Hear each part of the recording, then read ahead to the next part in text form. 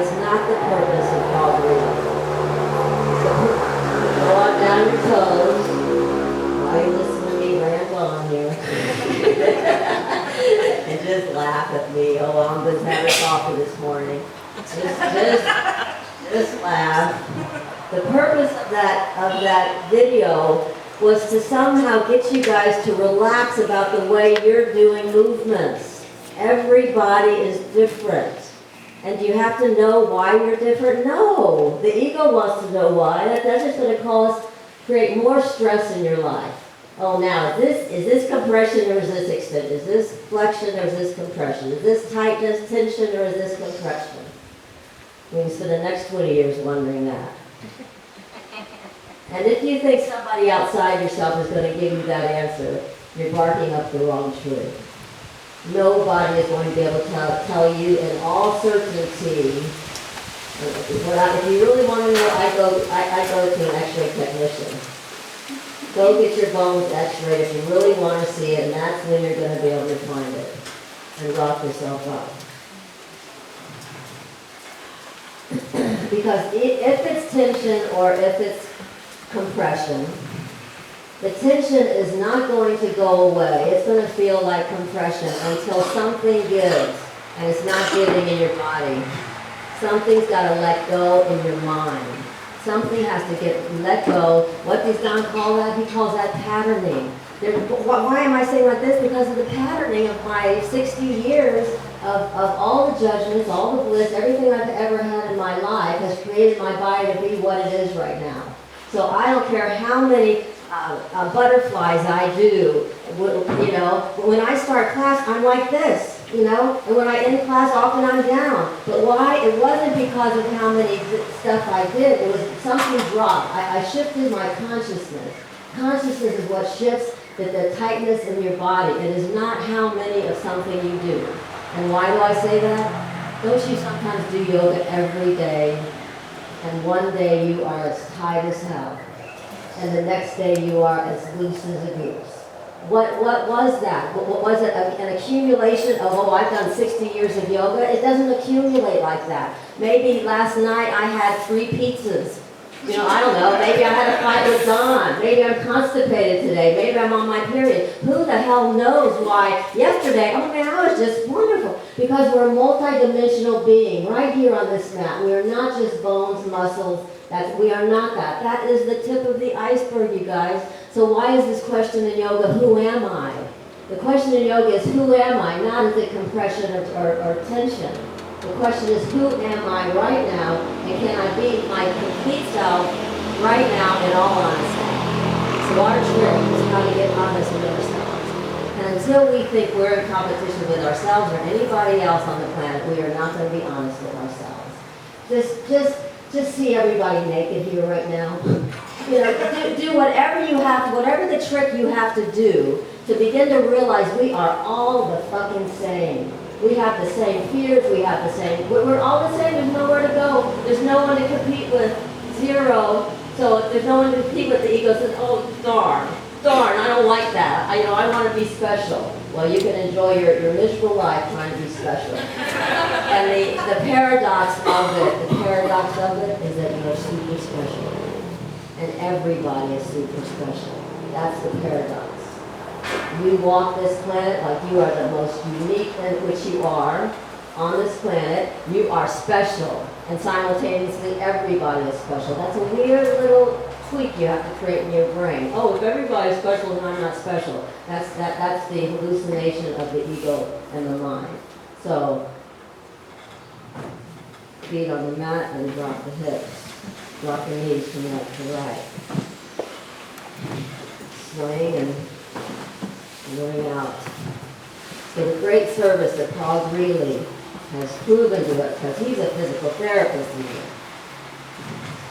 is that our bodies are doing what they're doing for reasons that if we want to get interested, we look at it at a multi-dimensional level.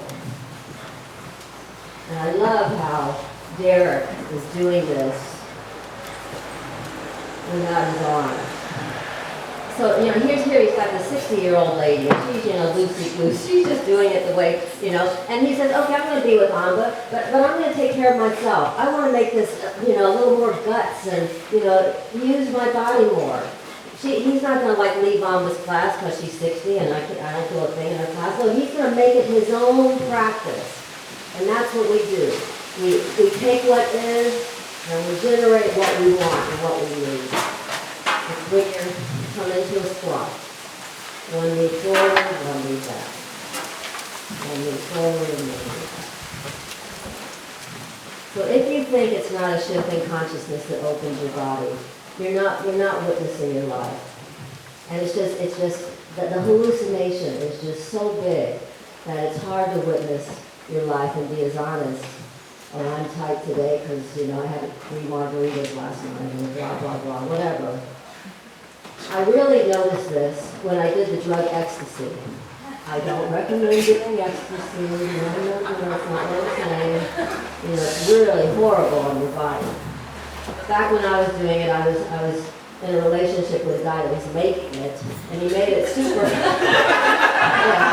He had the pure stuff. He had a farm in South America that created the natural sassafras that's in ecstasy. Initially, ecstasy was not illegal. Initially, ecstasy was used for marriage counseling. Yeah, it was. You know that? Isn't that amazing? Initially, so I get involved with this guy here in Costa Rica, and he says, "Oh, Amba, you want to try ecstasy?" And I hadn't tried anything except maybe pot 1 or 2 times. And pot puts me to sleep, so I don't like marijuana. But anyway, so he said, "Let's keep doing this. Come on, you hear me talk about this thing that's relevant." So he said, "You want to do ecstasy?" And the weird thing about life is, had I not seen a Phil Donahue show, the week before I met this guy, there would be no day in hell. It would be a cold day in hell that I would do ecstasy. But I saw Phil Donahue, and he had an interview on ecstasy being used for marriage counseling. So I thought, Phil Donahue thinks it's okay. I don't know Phil Donahue was the original Oprah Winfrey. Okay, hands on the mats and the sit bones up to the sky. And come down. Send the sit bones up to the sky. Anyway, this guy that I'm telling you about, he had a PhD in psychology, and he was a really smart guy. And he left me alone. They say, oh, ecstasy is man, you want great sex, take a hit of ecstasy. But this guy, at least the first time I took it, he left me alone. I got to have my own experience. So I went into a room and I did yoga, of course, and I did alternate nostril breathing. And that's when I actually saw Jesus. Jesus and 3 angels came to me. But anyway, that's irrelevant right now. Back and forth. What's relevant is how flexible and open my body got. And I did postures I had never done, and I was so flexible and open. I thought, shoot, this is the same physical body. This is Amba's body. How come it's doing all this now, and in the past I couldn't do it? So that showed me right there, it's not in the bones and the muscles, it's somewhere else. It's somewhere else. Send the sit bones to the sky, yoga mudra. And inhale, take the arms up. Lift your body all the way up. Send your pubic bone forward. Hinge at your hips and yoga mudra.